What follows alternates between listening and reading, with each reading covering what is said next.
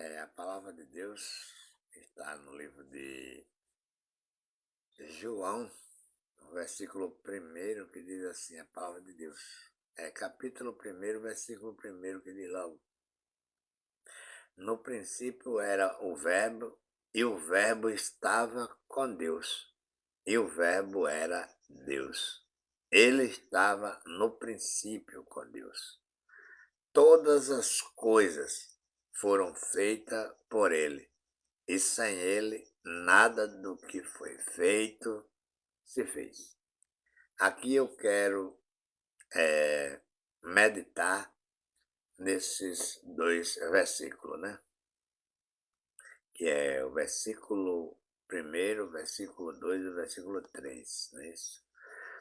É a palavra de Deus sem desdrobo, sem engano. Acredita os crentes, nos pastores, que vai haver uma vinda de Jesus e vai levar esses crentes para o céu, para morar com Jesus, por causa que a Bíblia diz que Jesus vai voltar, né? Só que eles não analisam o tempo dessa vinda de Jesus. No Velho Testamento falava na vinda de Jesus. Malaquias, no livro do profeta Malaquias, fala grandemente nesta vinda do Senhor, né? Muito antes da vinda de Jesus.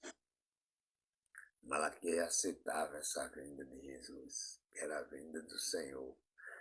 Aí, se você for olhar dentro dos livros de Paulo, aí nos está falando dessa vinda do Senhor, né?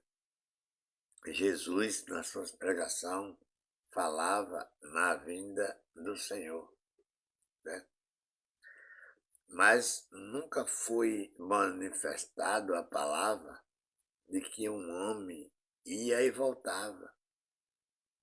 A vinda do Senhor é a vinda, o retorno da libertação, o retorno da salvação, o retorno da graça, do amor, sabe? Então veja, a palavra de Deus aqui diz que o Verbo se fez carne e habitou entre nós. E o importante é que quem era o Verbo? Deus. O Verbo era Deus. O Verbo estava com Deus. Então, isso quer dizer que Jesus encarnado, ele era Deus encarnado. Foi Deus que não quis ser chamado de Deus e mandou que chamasse ele de Jesus. Certo? Então, se Deus preferiu que chamasse ele de Jesus, ele em carne, que veio salvar o mundo, que veio resgatar o povo do castigo da lei de Moisés, porque era 613 pontos a lei de Moisés, e necessitava de um homem morrer como um cordeiro, porque os homens matavam cordeiro, matavam boi para perdão de pecado, mas isso não foi alcançado, que necessitava de um sangue de uma pessoa inocente também, limpo, que não tinha pecado, e as pessoas todas eram pecadoras.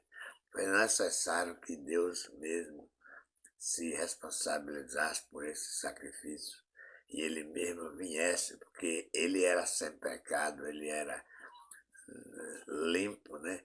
Um cordeiro preparado para ser morto e dar salvação para todas as pessoas, para que as pessoas não participassem mais de mandamentos da lei de Moisés. E isso aconteceu, mataram, pregaram em cruz, mas ao terceiro dia ele ressuscitou e está vivo, e ele não vem, ele já está. Nós somos o templo e morada do Espírito.